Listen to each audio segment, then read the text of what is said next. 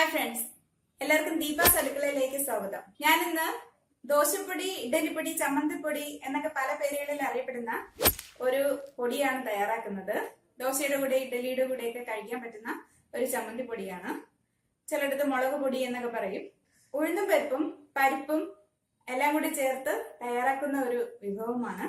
വളരെ സ്വാദിഷ്ടമായ ഒരു വിഭവമാണ്. നമുക്ക് നോക്കാം. ഞാൻ അപ്ലോഡ് ചെയ്യുന്ന വീഡിയോയുടെ നോട്ടിഫിക്കേഷൻ ലഭിക്കാനായി സബ്സ്ക്രൈബ് ചെയ്ത് ബെല്ലൈക്കൺ പ്രസ് ചെയ്യുക. ചമ്മന്തിപ്പൊടി തയ്യാറാക്കുന്നതിന് ആവശ്യമായ ചേരുവകൾ എന്തൊക്കെയാണെന്ന് നോക്കാം. 1 ഗ്ലാസ് ഉഴുന്ന്.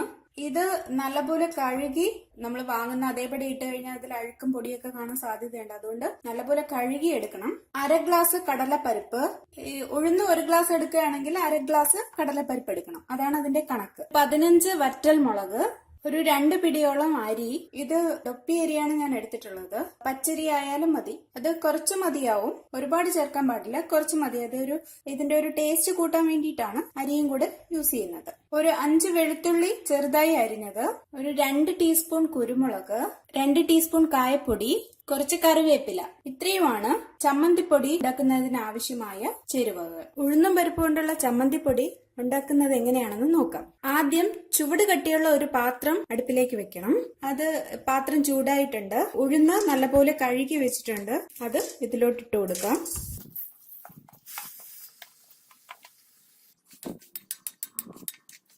നല്ലപോലെ ഇളക്കി കൊടുക്കണം. നനവുള്ളത് കൊണ്ട് സ്മൂത്തായിട്ട് ഇളക്കാൻ പറ്റത്തില്ല. കുറച്ച് കഴിയുമ്പോഴത്തേക്കും അത് ശരിയാവും. അതിന്റെ ഈർപ്പൊന്ന് വാടിക്കിട്ടുന്നത് വരെ പ്രയാസമാണ്. ഇനി നമുക്ക് കഴുകി വെച്ചിരിക്കുന്ന കടലപ്പരിപ്പും കൂടെ ചേർത്ത് കൊടുക്കാം. ഇത് സെപ്പറേറ്റ് വേണമെങ്കിൽ നമുക്ക് വറുത്തെടുക്കാം. പരിപ്പ് മാത്രമായിട്ട് വറുക്കാം, ഉഴുന്ന് മാത്രമായിട്ട് എടുക്കാം. ഞാനിത് രണ്ടും കൂടെ ഒരുമിച്ച് മിക്സ് ചെയ്താണ് വറുക്കുന്നത്. അടി പിടിക്കാതെ നല്ലപോലെ ഇളക്കി കൊടുക്കണം.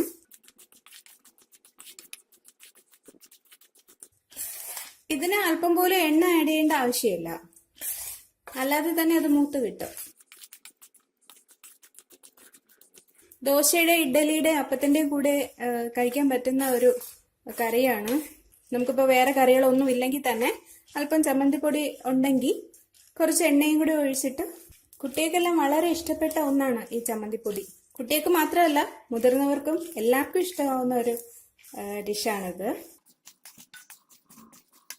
വേറൊരു ഗുണം, ഇത് ഒരുപാട് നാൾ നമുക്ക് അടച്ചുറപ്പുള്ള പാത്രത്തിൽ വെച്ച് കഴിഞ്ഞാൽ ഒരുപാട് നാൾ നമുക്ക് യൂസ് ചെയ്യാം. ഒരു 2 മാസമൊക്കെ ഇത് കേടാവാതെ ഇരിക്കും.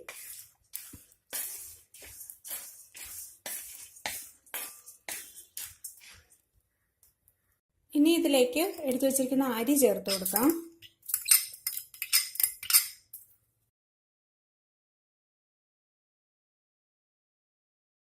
ഇനി ഇതിൽ നമ്മൾ എടുത്തു വെച്ചിരിക്കുന്ന കുരുമുളക് ചേർത്ത് കൊടുക്കാം.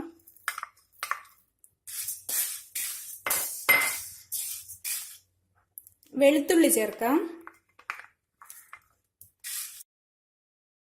മുളക് ചേർക്കാം.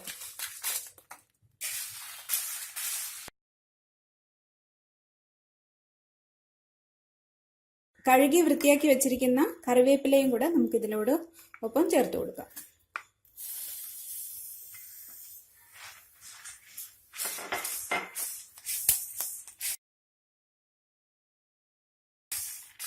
കുറച്ച് ദിവസം ഇരിക്കാനുള്ളതായതുകൊണ്ട് നല്ലപോലെ മൂത്ത് കിട്ടണം. അത് പ്രത്യേകം ശ്രദ്ധിക്കണം. വെളുത്തുള്ളിയും മുളകും കറിവേപ്പിലയും എല്ലാം നല്ലപോലെ മൂത്ത് കിട്ടണം.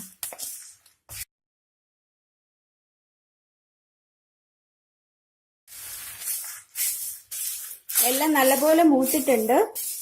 നമുക്ക് മൂത്തവും അറിയാൻ ഒന്നെടുത്ത് കടിച്ചു നോക്കിയാൽ അറിയാൻ പറ്റും. പെട്ടെന്ന് പൊട്ടുകയാണെങ്കിൽ അത് നല്ലപോലെ മൂത്തിട്ടുണ്ടെന്ന് കരുതേണ്ടത്. ഇതിപ്പോ എല്ലാം നല്ലപോലെ മൂത്തിട്ടുണ്ട്. ഇനി നമുക്ക് ഇതിലേക്ക് ഉപ്പിട്ട് കൊടുക്കാം. ഞാനൊരു 2 സ്പൂൺ ഉപ്പാണ് ഇടുന്നത്. നമുക്ക് നോക്കിയതിന് ശേഷം, പൊടിച്ചതിന് ശേഷം ഉപ്പ് കുറവാണെങ്കിൽ നമുക്ക് കുറച്ചുകൂടെ ആഡ് ചെയ്ത് കൊടുക്കാം. ഇപ്പോൾ ഇത്രയും ഉപ്പ് മതിയാവും. ഒന്ന് നല്ലപോലെ മിക്സ് ചെയ്യണം. ഇനി നമുക്കിതിനെ വേറൊരു പാത്രത്തിലോട്ട് മാറ്റി തണുക്കാനായി വെക്കാം. ഇത് വേറൊരു പാത്രത്തിലോട്ട് മാറ്റിയിട്ടുണ്ട്. ഇനി നമുക്കിത് നല്ലപോലെ തണുക്കാനായി വെയിറ്റ് ചെയ്യാം. ഉഴുന്നും പരിപ്പും എല്ലാം നല്ലപോലെ തണുത്തിട്ടുണ്ട്. ഇനി നമുക്ക് മിക്സിയുടെ ജാറിലോട്ട് ഇതിന് നനവ് അല്പവും ഇല്ലാത്ത ജാറായിരിക്കണം. നനവുണ്ടെങ്കിൽ നല്ലപോലെ തുടച്ചെടുക്കണം.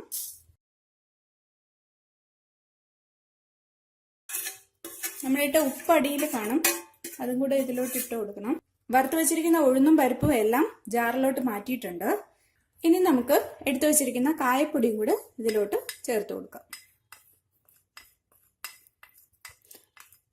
കായം കട്ടയാണെങ്കിൽ അതിനോടൊപ്പം ഇട്ട് മൂപ്പിച്ച് അതും കൂടെ ഇതിലിട്ടാൽ മതിയാവും. ഞാനിപ്പോൾ പൊടിയാണ് എടുത്തിട്ടുള്ളത്.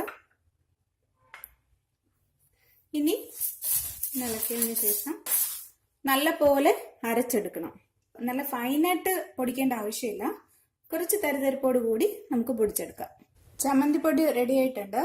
ഇനി ഇത് ദോശയുടെ കൂടെയോ ഇഡലിയുടെ കൂടെയോ അപ്പത്തിന്റെ കൂടെയൊക്കെ കഴിക്കാം. വെളുത്തുള്ളിയുടെ ടേസ്റ്റ് ഇഷ്ടമല്ലാത്തവർക്ക് വെളുത്തുള്ളി ചേർക്കണമെന്നില്ല, ഓപ്ഷണലാണ്. അതുപോലെ കുരുമുളകിന്റെ ടേസ്റ്റ് അധികം ഇഷ്ടമില്ലാത്തവർക്ക് എരിവിനനുസരിച്ച് ഇട്ടാൽ മതിയാവും. ചമ്മന്തിപ്പൊടി തയ്യാറായിട്ടുണ്ട്. ഇതിനോടൊപ്പം വെളിച്ചെണ്ണയോ നല്ലെണ്ണയോ മിക്സ് ചെയ്ത് ഇഡലിയുടെ കൂടെയോ അപ്പത്തിന്റെ കൂടെയോ ദോശയുടെ കൂടെയോ കഴിക്കാവുന്നതാണ്. ചമ്മന്തിപ്പൊടി എല്ലാവർക്കും ഇഷ്ടപ്പെട്ട് കാണുമല്ലോ അല്ലേ? എല്ലാവരും ട്രൈ ചെയ്ത് നോക്കണം. ഇഷ്ടമായെങ്കിൽ ലൈക്ക് ചെയ്യണം, ഷെയർ ചെയ്യണം, സബ്സ്ക്രൈബ് ചെയ്യണം. നിങ്ങളുടെ വിലപ്പെട്ട അഭിപ്രായങ്ങളും നിർദ്ദേശങ്ങളും അറിയിക്കണം. താങ്ക്